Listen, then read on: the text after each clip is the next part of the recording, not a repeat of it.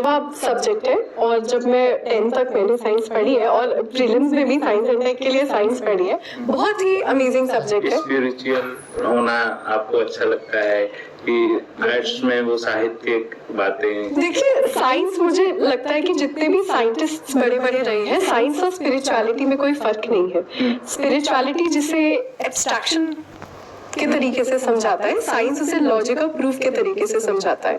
जैसे हम एक थ्योरी पढ़ते हैं साइंस में, डार्क मैटर थ्योरी, कि ऐसी चीज जो है पर हम उसे एक्सप्लेन नहीं कर सकते साइंटिस्ट्स, पर उस चीज ने पूरे यूनिवर्स का भार उठाया हुआ है, वही शिवा है। हमारी संस्कृति में उसे ही शिव कहते हैं। फिर साइंस में हमें सिखाया जाता है कि सोलर एनर्जी, सोलर सिस्टम का, जैसे हमारा सोलर सिस्टम है, ऐसे कितने सोलर सिस्टम्स हैं। हमारे पुराणों में कहा है अनंत कोटि ब्रह्मांडम।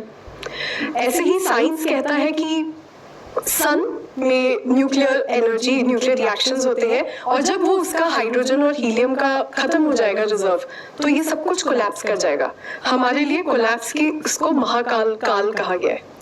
और ये मैंने पढ़ा था कहीं पर कि हमारे जितने भी देवता हैं, महादेव जैसे आप देखेंगे, वो श्याम वर्ण के हैं। नारायण जी श्याम वर्ण की है, माँ काली श्याम वर्ण की है।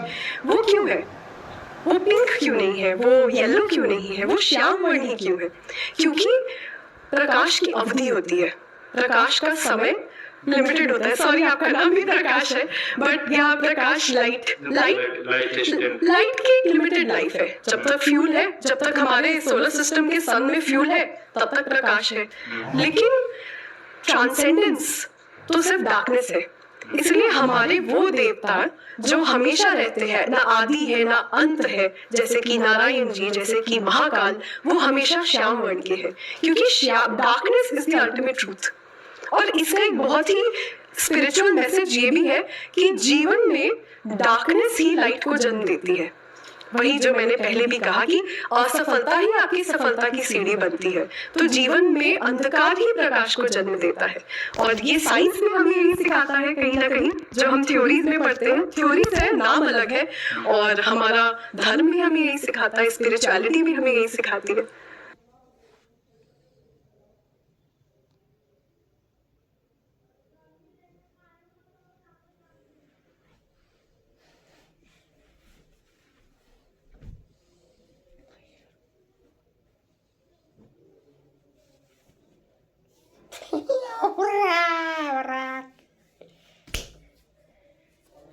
Hame warwasan.